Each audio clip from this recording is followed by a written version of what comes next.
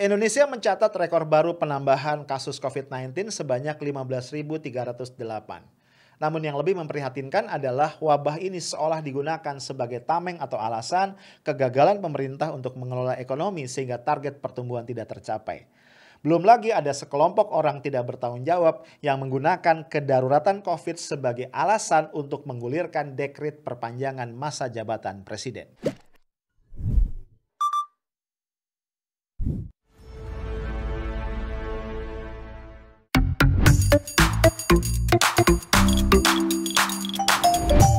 Halo guys, ketemu lagi kita. Hari ini Kamis 24 Juni 2021. Sebagian udah gajian ya. Kita nongkrong lagi ya, seperti biasa di Coffee Break. Dan supaya lebih asik ngobrolnya, jangan lupa siapin kopi, teh, atau minuman lain yang lu suka. Plus juga cemilan-cemilan kecil ya. Nah bro, kalau gue lihat nih di banyak grup berita-berita atau konten yang diposting itu majority seputar COVID-19. To be honest, gue jadi jengah sendiri sebenarnya ya. Pengen gue live group gitu. Sayangnya nggak mungkin ya, nggak mungkin. Dalam profesi gue sebagai jurnalis, gue mesti mengamati nih ya. Isu apa yang banyak berkembang di tengah masyarakat, ya di publik. Plus beberapa grup itu terkait langsung sama kerjaan-kerjaan gue yang lain. Jadi udah deh gue terima nasib. Buka grup, COVID lagi, buka grup, COVID lagi. Yuk kita lihat dulu ya data perkembangan COVID kita belakangan ini. Nah ini lu lihat ya, ini grafiknya menurut gua sangat-sangat sangat-sangat memprihatinkan sekaligus mencemaskan. Lu bayangin aja, ini gua bacain data 3 hari terakhir ya. Di tanggal 21 Juni itu pertambahan kasus positifnya adalah 14.536. Turun sedikit di tanggal 22 itu 13.668 dan kembali melonjak mencatat rekor 23 Juni kemarin 15.308 kasus. Wow. Speechless gua. Ya. Ini menunjukkan bro memang kayaknya kita sebagian orang sih mengatakan dilanda gelombang kedua ya. Walaupun gua nggak yakin juga ya. Karena gua nggak tahu gelombang pertamanya berakhirnya kapan. Karena kalau kita bicara gelombang kan berarti pernah naik terus turun drastis ya. Kemudian naik lagi ya. Tapi intinya adalah kita harus semakin hati-hati ya guys ya. Jangan termakan oleh orang-orang yang kemudian menggampangkan ya, mengatakan COVID ini sekedar konspirasi dan macam-macam. Menurut gua nggak penting ya dia konspirasi atau bukan, yang jelas dia real nyata di depan kita dan kita harus hadapi itu dengan kehati-hatian. Ya nggak boleh jumawa, nggak boleh abai segala macam. Gua pengen ngajak lu lihat data berikutnya. Ya, jadi kalau kita lihat total kasus kita ini yang terkonfirmasi sudah 2.032.421. Aduh, gede banget ya. Dari jumlah itu yang sembuh 1.817.303 dan yang meninggal adalah 55.594.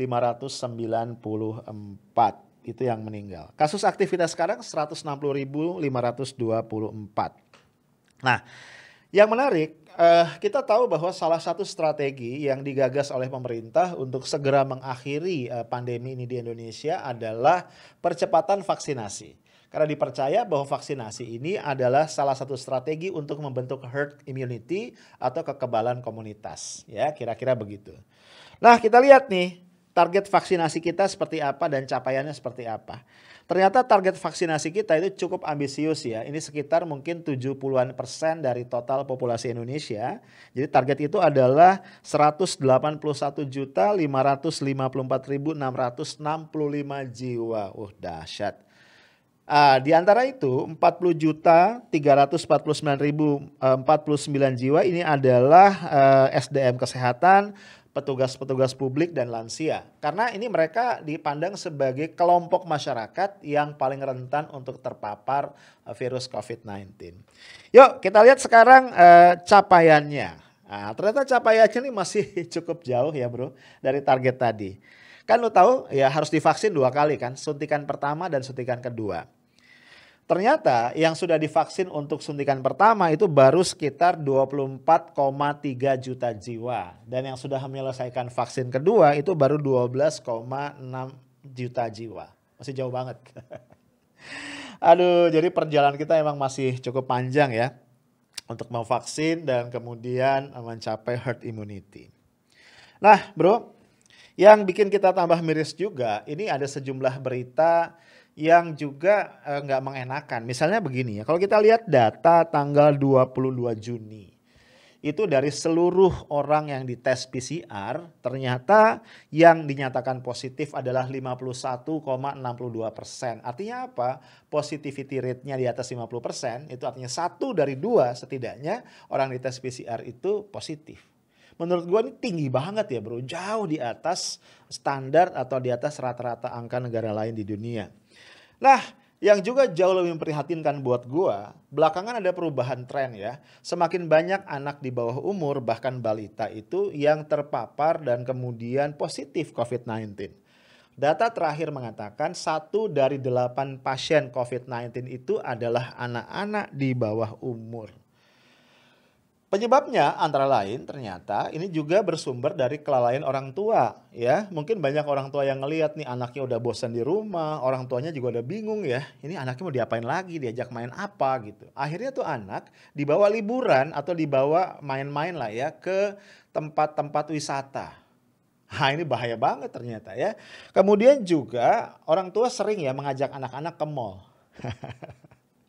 Ini yang gue nggak habis pikir ya. Misalnya kalau lebaran kemarin ya, rakyat kan nggak boleh mudik nih. Tapi tempat-tempat wisata tuh dibuka. Ya lu bayangin aja, pastilah orang tua yang udah bosen suntuk sama anaknya di rumah tuh akan bawa anak-anaknya ke tempat wisata. Tumplek-blek ya mungkin di nggak tahu di kebun binatang atau di taman bermain atau apapun namanya, mungkin di waterboom ya atau di pantai gitu. Wah, dahsyat sekali. Ternyata itu adalah pusat atau klaster penularan yang sangat berbahaya. Nah, yang bikin gue juga geleng-geleng bro, ternyata langkah pemerintah yang konon awalnya adalah sebuah strategi pemulihan ekonomi, yaitu melakukan satu kebijakan yang namanya work from Bali, itu nampaknya mulai jadi bumerang. Ya, work from Bali itu kan awalnya idenya adalah begini. Ini sebagai apa? Kalau istilah Menparekraf Sandiaga Uno sebagai pertolongan pertama terhadap pariwisata Bali yang memang ambruk ya, anjlok akibat COVID-19. Hunian kamar hotel, penginapan segala macam turun drastis, demikian pula restoran, kafe, dan tempat-tempat wisata yang begitu banyak tersebar di Bali. Sehingga kemudian digagas yang namanya work from home. Idenya kira-kira beginilah ya, 25% dari PNS itu akan diarahkan nih untuk bekerja dari Bali. Terutama untuk pekerjaan-pekerjaan yang sifatnya administratif, yang banyak berkaitan dengan meeting dan lain-lain. Embel-embelnya sih akan ditegakkan prokes gitu ya. Dan kemudian di Bali pun konon akan difokuskan terlebih dahulu di area yang namanya Nusa Dua ya. Karena itu satu pintu pengelolaannya. Dan juga sebagian besar tempat wisata, restoran, hotel di Bali itu sudah memiliki sertifikat CHSE untuk pengelolaan kesehatan juga termasuk prokesnya. Tapi ternyata bro ini kalau gua baca di berita ini jebol juga ya. Karena belakangan mulai terjadi tuh ya tren kenaikan kasus positif COVID di Bali. Yang ditengarai terjadi karena banyaknya perjalanan dalam negeri dari orang-orang Indonesia di berbagai wilayah ke Bali. Ya, ada yang memang karena berwisata, itu yang pertama. Ada juga yang tadi merespon gagasan atau tadi program lah work from Bali. Nah, sebagian juga menarik sengaja pergi ke Bali karena sebelumnya Bali itu kan relatif rendah ya kasus COVID-nya. Jadi ketika di daerah lain meledak nih mereka akhirnya beberapa orang ya mungkin yang punya duit gitu ya. Ini memilih tanda kutip mengungsi ke Bali. Dan ini menyebabkan tadi kasus di Bali ini mulai meningkat. Nah, yang kita khawatirkan kalau ini tidak segera ditangani, tidak ada pengetatan, ini akan menjadi bumerang ya, melonjak juga dan akhirnya bubar tuh ya rencana kita, rencana pemerintah untuk mulai menata kembali perekonomian di Bali. Nah, ini ada kabar lain lagi nih dari pengurus IDI, Ikatan Dokter Indonesia DKI Jakarta. Ya, mereka merespon ya peningkatan kasus COVID-19 yang tentu menyebabkan kemudian rumah sakit tuh jadi pontang-panting. Bukan cuma di DKI ya, tapi juga di seluruh pelosok Indonesia. Nah, persoalannya adalah banyak rumah sakit nih yang hampir kehabisan napas gitu ya. Maksud gue gini, kan rumah sakit itu untuk beroperasi itu butuh dana, ya nggak sih? Untuk membayar tenaga kesehatannya, untuk obat, fasilitas kesehatan, dan segala macam. Rupanya bro, ada tunggakan pemerintah ya untuk rumah sakit yang menangani COVID itu yang kisarannya antara 10 sampai 11 triliun. Gila ya, dahsyat banget. Bahkan ya 1 triliun dari jumlah itu adalah tunggakan pemerintah kepada rumah sakit yang berada di lingkungan Muhammadiyah se-Indonesia. Nah, dikhawatirkan nih oleh IDI kalau ini tidak segera dilunasi adalah akan banyak rumah sakit yang kemudian nggak bisa lagi memberikan pelayanan yang optimal. Dan dampaknya nanti ya fatality rate atau angka kematian pasien COVID dikhawatirkan bisa meningkat. Ya iyalah ya, kalau nggak ada dana tuh gimana tuh rumah sakit bisa beroperasi. Yang gue bingung nih pemerintah ngapain nunggak gitu ya. Kalau kita baca kan ya kemarin gua bikin podcast kan katanya nih pemerintah punya silpa ya. Katanya pembiayaan yang berhasil dikumpulkan pemerintah lewat hutang-hutang itu masih lebih banyak ketimbang defisit anggaran yang sudah tercatat gitu ya. Jadi ada silpa, ada sisa anggaran. Ini kok nunggaknya ke rumah sakit. Aduh, ini kalau bener ya datanya nih kalau valid, aduh tega bener ya. Artinya ya semakin menunjukkan pemerintah nggak fokus ya dalam menangani COVID-19. Nah guys, ada lagi nih berita yang aduh tambah bikin gua miris ya. Ini datang juga masih dari DKI Jakarta. Jadi tanggal 22 Juni kemarin ini ada kabar dari Kepala BPKD ya. BPKD ini Badan Pengelolaan Keuangan Daerah kalau nggak salah ya, singkatannya itu. Pokoknya yang urusan anggaran lah gitu ya. Nah, dalam satu rapat dengar pendapat atau apa ya, pokoknya rapat lah dengan DPRD kalau nggak salah. Ini Kepala BPKD memberikan informasi bahwa jumlah pasien COVID yang wafat yang harus ditangani dalam satu hari di tanggal 22 Juni itu sampai ada 146 jenazah. Itu dampaknya apa? Dampaknya nggak bisa lagi nih diangkut dengan ambulans. Sehingga mau tidak mau dikerahkan truk untuk mengangkut, di mana satu truk itu bisa kapasitasnya sampai 8 peti jenazah. Aduh, gue bilang sedih banget ya gue dengar ya jenazah diangkut dengan truk. Ya yang aneh ya, ini yang aneh. Satu hari sebelumnya isu bahwa jenazah diangkat dengan truk ini dibantah oleh Ahmad Riza Patria ya, Wakil Gubernur DKI. Tapi ternyata kayaknya faktanya begitu. Nah, yang menarik juga menurut Kepala BKD, Pemprov DKI ini terutama adalah Dinas Pertamanan dan Hutan Kota itu sudah mengalokasikan 13,02 miliar ya itu untuk belanja tidak terduga karena mereka harus menyediakan peti mati, peti jenazah ya, APD, kemudian sarung tangan, masker segala macam plus juga insentif untuk petugas-petugasnya yang tidak henti-hentinya harus mengurus pemakaman dari pasien-pasien COVID yang meninggal dunia. Aduh, to be honest ya, mendengar ini gue jadi lemes ya. Aduh, ini kenapa COVID jadi amburadul begini ya. Guys, terus terang ya, gue membaca, ngeliat ya, menganalisis berbagai data tadi itu apa ya, sedih ya kan, kemudian juga miris, ada worried, campur aduk deh perasaan gue. Tapi gini ya, maksud gue, kita ini kan berada di hulu. Ya, sementara tadi ya tenaga kesehatan, rumah sakit itu berada di hilir. Hilir itu artinya apa? Ya mereka nampung aja nih kalau ada pasien yang kena COVID ya apa boleh buat mereka tangani dengan segala keterbatasan yang ada. Hulunya kita. Jadi tugas kita sebenarnya menahan di hulu supaya di hilirnya tuh gak jebol. Karena bagaimanapun lu mau tambah kayak apapun kapasitas rumah sakit ya, di hilir itu ada limitasi, ya kan? Gak bisa secepat itu juga. Belum lagi kalau tenaga kesehatan kita terlalu capek, kemudian mereka daya tahannya menurun, terpapar COVID, tumbang-tumbang juga. Udah cukup banyak loh ya, ini juga kita sedih ya. Kita juga menyesalkan tenaga kesehatan kita, para dokter terbaik kita itu terpapar COVID dan kemudian meninggal dunia. Jadi mari kita jaga di hulunya. Dengan apa? Setidaknya bro, setidaknya kita penuhi ya, kita ketatkan diri kita dan keluarga kita dalam urusan yang berkaitan dengan protokol kesehatan. Ya, pakai masker dengan benar, sesering mungkin mencuci tangan dengan sabun, air mengalir atau setidaknya dengan hand sanitizer. Kemudian apa? Menjaga jarak ya. Kemudian kita juga pastikan kita tidak berkerumun dan pastikan juga kita mengurangi semaksimal mungkin mobilitas. Seenggaknya di waktu-waktu sekarang inilah ya ketika sedang tinggi-tingginya. Buat lu sedapat mungkin kalau tidak ada yang urgent ya, work from home, stay at home. Itu jauh lebih baik supaya di hulunya kita bisa bantu untuk kendalikan. Ya, yang namanya ke mall, ke tempat wisata, please ya ditunda dulu, sabar ya. Nah bro, Tapi gue bisa ngerti sih kalau kemudian masyarakat tuh semakin frustrated, semakin kesel gitu ya, semakin apa ya, semakin gemes dan akhirnya sebagian ya itu jadi skeptis dan bilang ah selalu deh gitu. Kenapa? Karena sejujurnya ya gue harus bilang kita juga belum melihat ada apa, ada satu kesatuan langkah ya, ada satu keseriusan dan fokus yang benar-benar ya 100% dari pemerintah. Ini harus gue bilang, harus gue katakan terus terang ya. Pemerintah kerap mengeluarkan statement-statement yang nggak penting menurut gue atau kebijakan-kebijakan yang ajaib ya. Ya tadi misalnya ya sorry to say ya, kebijakan work from Bali ternyata mulai menuai blunder. Iya kan? Sebelumnya ya mudik dilarang tapi apa? Tempat wisata dibuka. TKA dari China dan beberapa tempat lain tetap masuk. Gimana gitu ya cara jelasin ke masyarakat? Kan berat ya.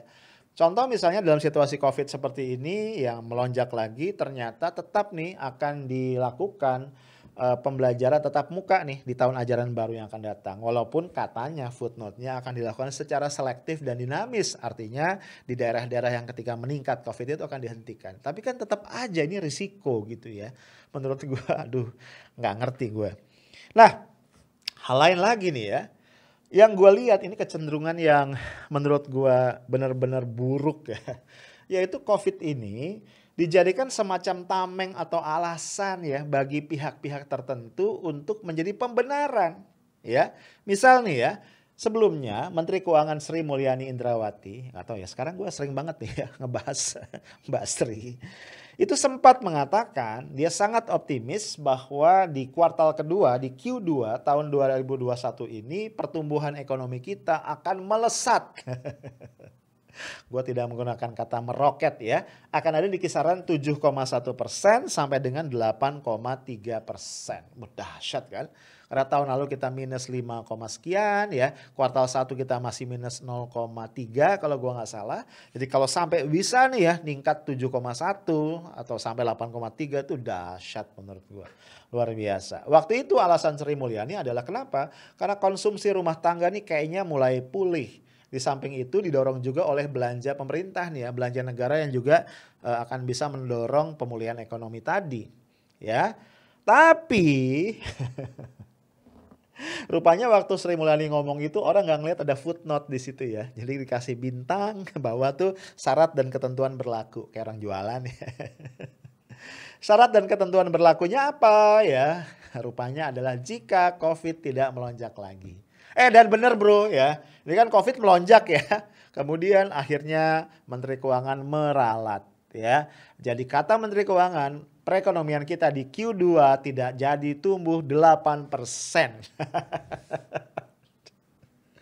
Aduh ya, maksud gua gini loh bro. Ini pemerintah nih kok kayak amatir banget ya. Satu, waktu bikin prediksi, itu kan harus mempertimbangkan segala faktor kan gitu ya. Bikin prediksi nih 7,1 sampai 8,3 ya kan dengan beberapa asumsi. Asumsinya dicek. Kan salah satu asumsinya adalah profit lagi. Salah satu asumsinya adalah COVID terkendali gitu kan. Nah, ya ini pastikan dong asumsinya terwujud gitu loh. Kalau enggak kan amatir banget. Ya kalau gitu sih nggak usah jadi Sri Mulyani, nggak usah jadi mantan direktur pelaksana IMF ya, nggak usah jadi Menteri Keuangan terbaik. Bikin aja prediksi skenanya, ketika asumsinya tidak terwujud, gagal prediksinya, oh sorry, selesai. Ini yang bikin gue bete ya. Jadi COVID ini kemudian semacam menjadi tameng ketika ada kegagalan dari kebijakan atau langkah-langkah yang diambil pemerintah. Menurut gue ini nggak pantas banget ya, very tidak profesional ya. Sangat tidak profesional sekali. Nah, kalau itu tidak profesional ya menurut gue ya. Ini ada satu lagi, menurut gue ini bukan tidak profesional tapi jahat ya, jahat. Kenapa? Kondisi COVID itu kemudian digunakan sebagai alasan pembenaran untuk apa? Untuk menggolkan nafsu berkuasa. Ini yang menurut gua jahatnya kelewatan, keterlaluan. Ya, kita tahu ya belakangan salah satu politisi Partai Gerindra, ini mantan ketumnya Gerindra, Arief Puyono, malu gua sebenarnya namanya sama dia ya. Itu kembali menggulirkan ya, kayaknya bareng Kodari deh. Gagasan penambahan atau perpanjangan masa jabatan presiden. Ya. Nah, dia katakan nih, nah ini yang gue bilang jahat tadi. Alasannya apa? Kedaruratan COVID-19. Dia bilang kita nggak pernah tahu nih COVID akan berakhir sampai kapan. Ya dia khawatir, ya gua nggak tahu khawatir apa gimana ya. Kata Arief Puyono dikhawatirkan kalau nanti 2024 itu ada pilpres ya, maka kemudian akan terjadi lagi tuh lonjakan kasus COVID ya karena ada kampanye apa segala macem. Duh, maksud gua nih 2020 kenapa ada pilkada gitu. Kan ini nggak masuk akal gitu ya. Kemudian Arief Puyono bilang juga nih, nah ini aja nih katanya belum 2024 dia lihat beberapa kepala daerah itu udah lebih serius ya untuk apa membangun pencitraan ya untuk mendapatkan apa popularitas dan elektabilitasnya naik sehingga bisa nyalon di tahun 2024. Dia nyebut 3 daerah ya, Jabar, Jatim sama DKI. Kenapa Jateng nggak disebut ya? Bukannya Pak Ganjar salah satu yang paling rajin ya tampil di medsos. Tetap gak logik menurut gua. Kenapa itu jadi alasan ya? Jadi alasan dia itu. Dan yang menarik dia bilang untuk menambah atau memperpanjang masa jabatan presiden itu ada 2 cara ya. Cara pertama adalah dilakukan amandemen terhadap konstitusi ya terhadap pasal 7 yang mengatur masalah masa jabatan presiden. Nah ini nih bagian yang paling berbahaya. Kata Arief Puyono kalau nggak bisa perubahan konstitusi, maka dia mendorong agar Presiden Jokowi mengeluarkan dekret. Waduh kacau ya. Terakhir perasaan dekret Presiden 5 Juli 1959 deh. Iya nggak sih? Dekret kembali ke Undang-Undang Dasar 1945. Jadi diminta Presiden Jokowi mengeluarkan dekret ya untuk apa? Perpanjangan masa jabatan presiden dengan alasan kedaruratan situasi akibat COVID-19. Ini nih ya menurut gua ini memanfaatkan celah, memanfaatkan kondisi untuk mendorong atau menggolkan ambisi kekuasaan. Gua nggak yakin ya orang kayak Arief Puyono atau siapa Kodari itu bergerak voluntarily. Gua nggak yakin ya. Dia begitu berani menentang arus suara mainstream yang nggak suka gitu kan ya. Bahkan ini kan punya apa? Punya konotasi bertentangan dengan konstitusi. Tapi dia bersuara berani aja gitu. Dan gue orang yang gak pernah percaya pada satu kebetulan ya. Ini terlalu jelas ya ada tanda-tanda bahwa ada kekuatan besar di balik mereka ya. Di balik gagasan perpanjangan masa jabatan presiden. Apalagi kalau kita kaitkan dengan podcast gue sebelumnya ya. Dari investigasi majalah Tempo ya. Ini Arief Puyono sendiri mengatakan ya. Di wawancara sama Tempo bahwa dia itu diajak ngobrol sama orang dalam lingkaran dalam istana yang mendorong dia nih untuk menyuarakan gagasan perpanjangan masa jabatan presiden. Jadi kayaknya emang tangan-tangan kotor lingkaran dalam istana bisa jadi bermain ya di dalam isu ini. Ini yang gue bilang sekali lagi jahat ya, memanfaatkan penderitaan rakyat, memanfaatkan kedaruratan COVID untuk ambisi kekuasaan. Bro, itu aja dan gue ingin mengatakan kita waspada ya. Di satu sisi kita prihatin dengan COVID dan kita harus bersama-sama bahu-membahu mengatasi COVID. But on the other hand, jangan biarkan demokrasi kita, reformasi kita kembali dikorupsi oleh tangan-tangan kekuasaan, oleh tangan-tangan kotor oligarki atas nama kedaruratan COVID-19. Itu aja, stay tough, smart, and professional. Assalamualaikum warahmatullahi wabarakatuh.